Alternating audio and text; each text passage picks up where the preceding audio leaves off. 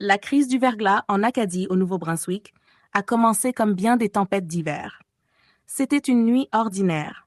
On avait entendu parler à la météo d'une possible tempête de verglas. Rien de nouveau pour nous.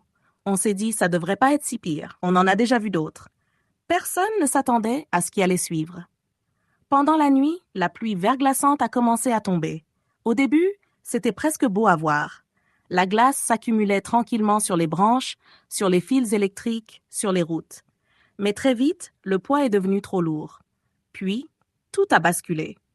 L'électricité a coupé d'un coup, en pleine nuit.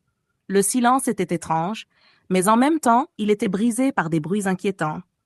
Des poteaux électriques qui tombaient, des arbres qui craquaient et s'arrachaient du sol, des branches qui s'écrasaient partout.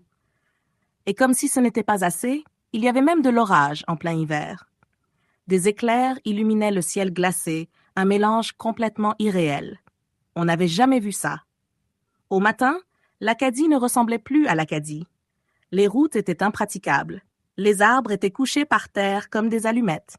Les fils électriques pendaient partout.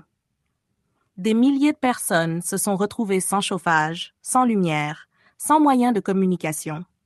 Le froid entrait dans les maisons. Les gens tentaient de se réchauffer comme ils pouvaient. Malheureusement, certaines personnes ont fait des choix dangereux par désespoir.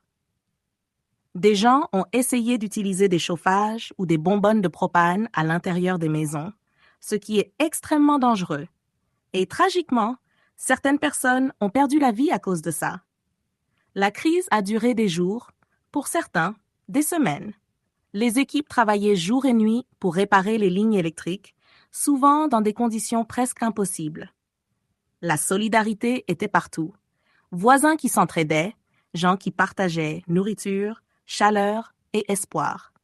Cette tempête de verglas a marqué l'Acadie à jamais, pas seulement par les dégâts matériels, mais par la peur, la perte, et aussi par la force des gens qui ont tenu bon ensemble. Une nuit où on pensait que ça ne serait pas si pire, et qui s'est transformée en l'un des hivers les plus marquants de notre histoire. Après quelques jours, la situation devenait critique. Le froid était toujours là. L'électricité ne revenait pas pour beaucoup de familles. On n'avait plus vraiment le choix. C'est là que l'aide extérieure est arrivée. Des équipes sont venues du Québec, de l'Ontario et d'autres provinces voisines de l'Acadie. Des camions d'hydro, des travailleurs spécialisés, des monteurs de lignes électriques. Ils ont traversé des centaines de kilomètres pour venir nous aider. Ils travaillaient jour et nuit, dans la glace, le vent et le froid extrême. Ils montaient sur des poteaux gelés, réparaient des lignes écrasées par les arbres, remettaient le courant secteur par secteur. Pour beaucoup de gens ici, c'était plus qu'une aide technique. C'était un immense soulagement. Une preuve qu'on n'était pas seul. Quand les lumières se rallumaient enfin dans une maison, c'était un moment d'émotion. Certains pleuraient, d'autres applaudissaient. Après des jours dans le noir et le froid, la lumière voulait dire chaleur, sécurité et espoir. Cette solidarité entre les provinces a marqué l'Acadie. Dans une des pires crises de verglas qu'on ait connues, le Canada s'est tenu ensemble. Et encore aujourd'hui, ceux qui ont vécu cette tempête se souviennent.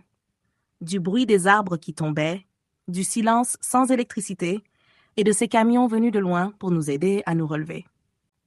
Pendant tout ce temps-là, la radio jouait un rôle important. On l'écoutait sans arrêt, souvent la seule source d'information qu'on avait encore. Les animateurs nous répétaient « Lâchez pas, découragez-vous pas, ça va se régler, le courant va revenir ». Ces mots-là donnaient un peu d'espoir, même quand tout semblait perdu. Oui, quelques jours plus tard, le premier ministre est venu sur place. Le gouvernement de Justin Trudeau s'est déplacé pour voir de leurs propres yeux l'ampleur des dégâts. Partout où il passait, tout était détruit. Arbres arrachés, poteaux couchés à terre, maisons sans électricité, routes bloquées. C'est à ce moment-là que le gouvernement fédéral a décidé d'agir encore plus fort. Justin Trudeau a envoyé la Force armée canadienne en Acadie. Les soldats sont arrivés pour aider la population. Ils distribuaient de l'eau potable, de la nourriture et aidaient les gens les plus vulnérables. Pour beaucoup de familles, cette aide-là était essentielle. Sans électricité, sans eau, sans chauffage, chaque petite aide faisait une énorme différence. Voir l'armée ici, chez nous, c'était marquant. Ça montrait à quel point la situation était grave, mais aussi qu'on n'était pas abandonné. Cette tempête de verglas n'a pas seulement détruit des arbres et des poteaux, elle a mis les gens à l'épreuve. Et en même temps, elle a montré la solidarité, la résilience et l'entraide entre les citoyens, les provinces et le pays au complet.